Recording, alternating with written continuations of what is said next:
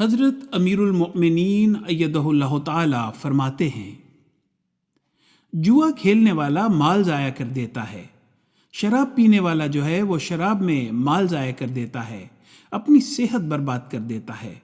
قرآن کریم میں دوسری جگہ واضح طور پر مناہی کر کے بتایا شراب، جوئے اور قرہ اندازی کے تیر جو ہیں یہ سب شیطانی کام ہیں جو نیکیوں سے روکتے ہیں، اعلیٰ اخلاق سے روکتے ہیں، عبادات سے روکتے ہیں۔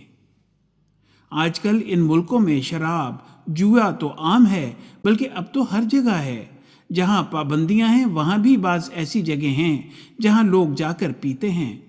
ان ملکوں میں تو ہر جگہ نہ صرف یہ کہ عام ہے بلکہ کسی نہ کسی طریق سے اس کی تحریص بھی کروائی جاتی ہے۔ ہر سروس اسٹیشن پر یا ہر بڑے اسٹور پر جوئے کی مشینیں نظر آتی ہیں۔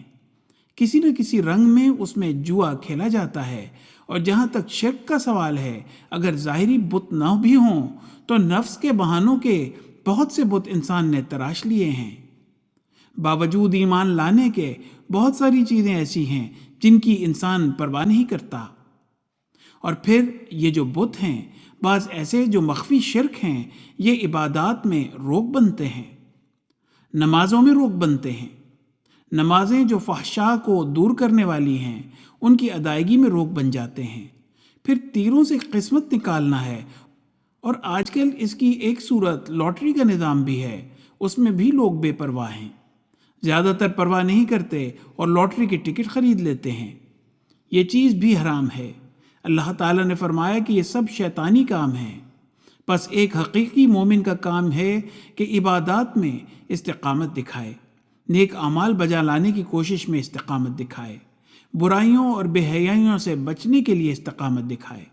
اور یہ استقامت اس وقت آئے گی جب اللہ تعالیٰ کا ذکر اور نمازوں کی طرف توجہ ہوگی۔ حوالہ خطبہ جمعہ فرمودہ 5 فروری 2010۔